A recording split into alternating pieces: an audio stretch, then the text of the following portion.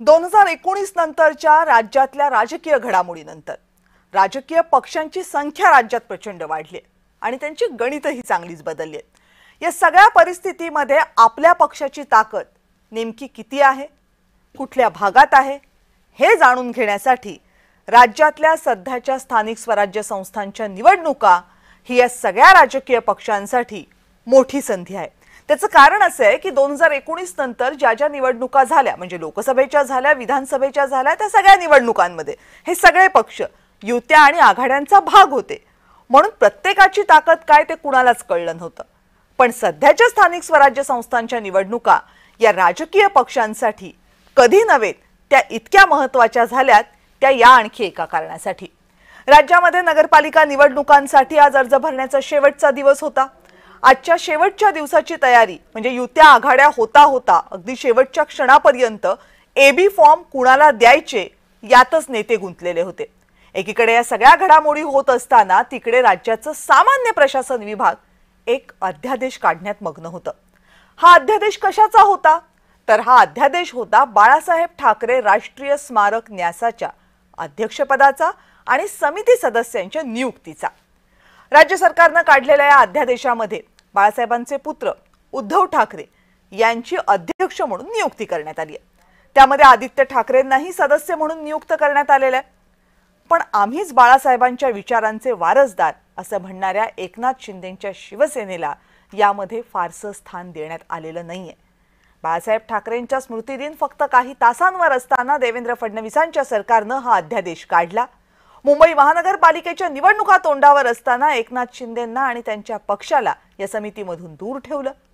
त्यामुळे ऐन निवडणुकांच्या दरम्यान देवेंद्र फडणवीस यांनी एकनाथ शिंदे यांना कॉर्नर करण्याचा प्रयत्न केलाय का? उद्धव ठाकरेंना दिलेलं हे पद फडणवीसांना फायदा करून देणार का?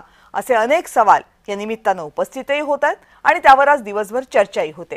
याच प्रश्नांवर बोलायचंय, पण त्या अगोदर पाहूयात या संदर्भातला एक विस्तृत रिपोर्ट।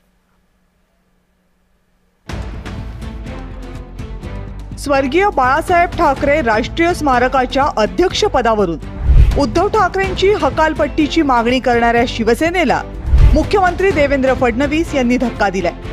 शिवसेना प्रमुख बाळासाहेब ठाकरे राष्ट्रीय स्मारक न्यासाच्या अध्यक्षपदी माजी मुख्यमंत्री आणि शिवसेना उद्धव बाळासाहेब ठाकरे गटाचे पक्षप्रमुख उद्धव ठाकरे यांची पुनर्नियुक्ती करण्यात आली आहे। ही नियुक्ती जाहीर होताच ऐन महानगरपालिका निवडणुकांच्या तोंडावर आणि बाळासाहेब ठाकरे यांच्या स्मृतिदिनापूर्वीच मुख्यमंत्री देवेंद्र फडणवीस यांनी एक मोठी राजकीय खेळी केल्याची चर्चा आहे। हिंदू हृदय सम्राट शिवसेना प्रमुख श्रद्धेय बाळासाहेब ठाकरे यांच्या स्मृतिदिनी मी त्यांना विनम्र श्रद्धांजली अर्पण करतो। श्रद्धेय बाळासाहेब ठाकरे यांनी या महाराष्ट्रामध्ये आणि देशामध्ये हिंदुत्वाला एक नवीन आयाम दिला।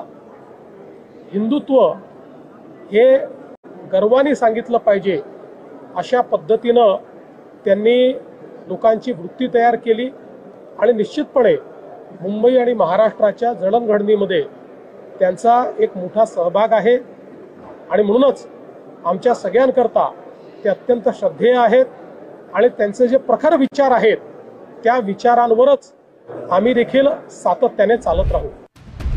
मुंबईच्या दादर मधल्या जुन्या महापौर बंगल्यात बाळासाहेब ठाकरे यांचं स्मारक उभं केलं जाते। याच बाबत सरकारने 15 नोव्हेंबरला एक अधिसूचना प्रकाशित केली। 2016 मध्ये जेव्हा या स्मारक समितीची स्थापना झाली तेव्हा उद्धव ठाकरे समितीचे अध्यक्ष होते। 2019 मध्ये मुख्यमंत्री झाल्यावर ठाकरेंनी या पदाचा राजीनामा दिला होता। उद्धव ठाकरेंची मागणी होती की या समितीवर शिंदेंचा कुणीही प्रतिनिधी नको, पण मिलिंद नार्वेकर यांनी याबाबत मुख्यमंत्र्यांसोबत शिष्टाई केली आणि शिशिर शिंदे यांनी जी सामंजस्याची भूमिका घेतली त्यामुळेच या वादावर पडदा पडल्याची चर्चा आहे। राज्य सरकारच्या सामान्य प्रशासन विभागाने काढलेल्या परिपत्रकानुसार स्वर्गीय बाळासाहेब ठाकरे राष्ट्रीय स्मारकाच्या अध्यक्षपदी उद्धव बाळासाहेब ठाकरे यांची नियुक्ती करण्यात आली आहे। सुभाष देसाई यांची सचिव म्हणून, आदित्य ठाकरे यांची सदस्य म्हणून, तर पराग आळवणी आणि शिशिर शिंदे यांचीही सदस्य म्हणून नियुक्ती करण्यात आली आहे। 2022 मध्ये राज्यात शिंदे फडणवीसांचं सरकार सत्तेत आलं त्यानंतर जवळपास 2 वर्षांपासून ही नियुक्ती प्रलंबित होती. शिंदे गटाचे नेते रामदास कदम यांनी उद्धव ठाकरे यांना या समितीमधून हटवण्याची मागणी केली होती. पण देवेंद्र फडणवीस यांनी ही मागणी जवळपास फेटाळूनच लावली आणि थेट मुंबई महानगरपालिका निवडणुकांच्या तोंडावर उद्धव ठाकरे यांची पुन्हा या पदावर नियुक्ती तर केलीच, वर आदित्य ठाकरेंचीही सदस्यपदी वर्णी लावली आहे. विशेष म्हणजे या समितीमध्ये उद्धव ठाकरे, सुभाष देसाई आणि आदित्य ठाकरे यांच्या नियुक्तीचा कार्यकाळ हा 5 वर्षांचा असेल, तर पराग आळवणी आणि शिशिर शिंदे यांची नियुक्ती ही फक्त पुढच्या 3 वर्षांसाठी असेल. त्यामुळं फडणवीसांकडून एकाच दगडात 2 पक्षी मारल्याचं बोललं जाते. याशिवाय मुख्य सचिव, नगरविकास आणि विधी विभागाचे प्रधान सचिव, मुंबई महानगरपालिकेचे आयुक्त हे या समितीवर पदसिद्ध सदस्य असतील.